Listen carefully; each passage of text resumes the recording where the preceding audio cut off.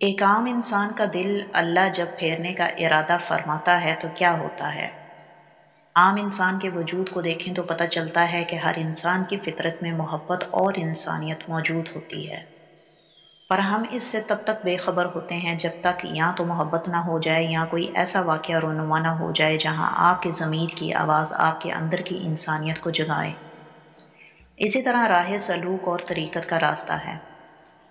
یعنی بعض اوقات جب انسان باطن کے سفر کا آغاز کرتا ہے تو اپنی مرضی کہیں پر ہوتی ہے اور کہیں نہیں ہوتی، لیکن بعض اوقات اللہ رب العزت ایسے حالات و واقعات پیدا فرما دیتا ہے جس سے کہ وہ باطن سے جڑنے لگتا ہے۔ اللہ فرماتا ہے کہ بندے کا قلب میری دو انگلیوں کے درمیان میں ہے، میں جب چاہوں انہیں پھیر دوں۔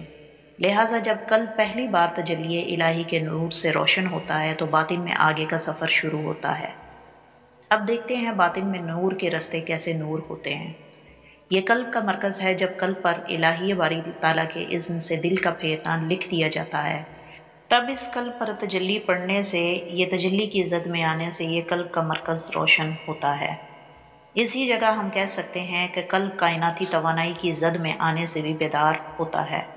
یہ نقطہ غور کرنے کا ہے۔ اس کے علاوہ دنیاوی اعتبار سے اور بھی کچھ وجوہات ہوتی ہیں جس سے قلب کے اس مرکز پر چوٹ لگتی ہے، لیکن وہ کسی پلاننگ کے تحت نہیں ہوتی۔ بندے کی طرف سے ایسا واقعہ اچانک سے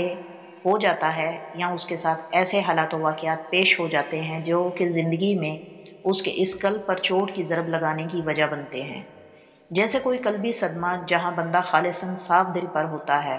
لیکن دھوکہ ملنے پر جہاں اس بندے کی اس خالصاً اور صاف گوئی نیت کو سامنے رکھے بغیر اسے قلبی تکلیف کا سامنا کرنا پڑتا ہے، لیکن کیونکہ اللہ رب العزت اس بندے کی قلبی حالت سے واقف ہوتا ہے، اس کی خالص نیت سے واقف ہوتا ہے، تو ایسے بار بار چوٹ لگنے سے اور صدمہ ملنے سے اللہ رب العزت اس انسان کو غیب سے دینا عطا کرتا ہے، کیونکہ وہ انسان کسی بدل کا محتاج نہیں ہوتا، اسی لیے اللہ رب العزت اسے غیب سے عطا کرتا ہے، جس کی خبر بعض اوقات اس بندے کو ہوتی بھی ہے اور بعض اوقات نہیں بھی ہوتی۔ اگر دل کے آگے نفس کا پردہ ہو تو عقل شیر ہوتی ہے۔ اس سے کیا مراد ہے؟ عقل مندی کا ایک نقصان یہ بھی ہوتا ہے کہ جب بندہ خود کو عقل مند سمجھتا ہے تو وہ دوسروں کو بے وقوف سمجھتا ہے، حالانکہ دوسرا بندہ بعض اوقات خاموشی اگر اختیار کرتا ہے تو وہ بھی کسی مصلحت کے تحت کرتا ہے۔ بہرحال کم ٹو دی پوائنٹ، جب قلب کے مرکز میں تجلی نور پڑتی ہے تو ایک مخلوق یہاں سے فرش کی طرف گرتی ہے، اور اس فرش سے اس مخلوق کی رسائی ڈائریکٹلی انسانی دماغ کی سیدھ میں آ جاتی ہے، لیکن اب چونکہ قلب آزاد ہو چکا ہوتا ہے،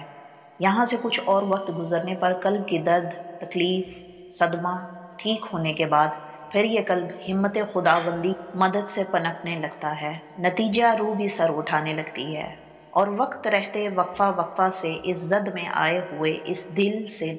تکلیف نکلنے لگتی ہے، جس کی وجہ سے قلب سے نور جاری ہونے لگتا ہے اور باقی کے تمام اپنے مقامات کی طرف جانے لگتا ہے۔ یہ ایسے ہی ہے جیسے ایک بیج کو زمین میں بویا جائے اور وہ بیج اپنا وجود، اپنی پہچان کھونے کے بعد وہ جڑ اور ٹہنیوں اور پتوں کی شکل میں ظاہر ہوتا ہے۔ ایسے ہی یہ باطنی نور کے مراکز، سینٹر پوائنٹ اور لطائف ہیں جو ذات باری تعالیٰ سے ملی اس ہلکی سی نور کی تجلی کی چوٹ سے سیراب ہو کر اس کھیتی کی طرح پروان چڑھتے ہیں اور اپنے سفر کا آغاز کرتے ہیں۔ زمین کیسے وجود میں آئی اس پر ذرا غور کریں، جو برسوں پہلے اللہ رب العزت نے بنا دی تھی۔ آج سائنس اس بات کو تسلیم کرتی ہے کہ زمین کی پیدائش کا وقت اور موقع کس قسم کا تھا، کیا وہ حالات و واقعات پیش ہوئے تھے کہ یہ زمین وجود میں آئی۔ Our entire biological system, the brain and the earth itself work on the same way and frequency، یعنی ہمارا پورا حیاتیاتی نظام، ہمارا دماغ اور زمین بذات خود ایک ہی طریقہ اور فریکوینسی پر کام کرتے ہیں، جس سے یہ پتہ چلتا ہے جب زمین دھماکے سے وجود میں آئی، اس کے بعد تمام سیارگاہ آہستہ آہستہ واضح ہوتے گئے۔ اسی طرح ہماری حیاتیاتی سسٹم ہے، ہمارے مراکز کی انرجی اور سینٹر پوائنٹس کی انرجی ہے۔ اس دل میں ایک دھماکہ ہونے سے یہ ظاہر ہونے لگتی ہے اور جگہ بنانے لگتی ہے، اپنے اپنے منتخب سینٹر پوائنٹ، مراکز اور لطائف کی طرف ٹریول کرنے لگتی ہے۔ جب دل کسی بھاری تجلی، صدمہ یا ٹروما سے دوچار ہوتا ہے تو قلب متحرک ہوتا ہے۔ اس قلب کے متحرک ہونے سے نئی تحریک جنم لیتی ہے، اور ایسے ہمارے باطن میں تمام لطائف اپنے اپنے ذاتی مقامات میں متحرک ہو جاتے ہیں۔ یاد رکھیں، قلب کا پھرنا خالصاً اللہ رب العزت اور پیارے آقا حضرت محمد صلی اللہ علیہ وآلہ وسلم کی نظر عنایت سے ممکن ہو پاتا ہے۔ بلا شبہ ہم یہ جانتے ہیں اس قلب میں نور جاری ہونا نہایت ہی ضروری عمل ہے، کیونکہ باقی تمام لطائف کو پر نور رکھنے کی یہ وجہ ہے۔ لہٰذا جب کبھی ایسا موقع آئے کہ اللہ رب العزت آپ کے قلب کو پھیر دے اور آپ کو اس کا ذرا برابر بھی ادراک ہو پائے تو دعا کیجئے گا کہ اللہ آپ کو ثابت قدم رہنے کی توفیق دے، واپس آپ کی سابقہ حالت کی طرف نہ لوٹے۔ آمین ثم آمین۔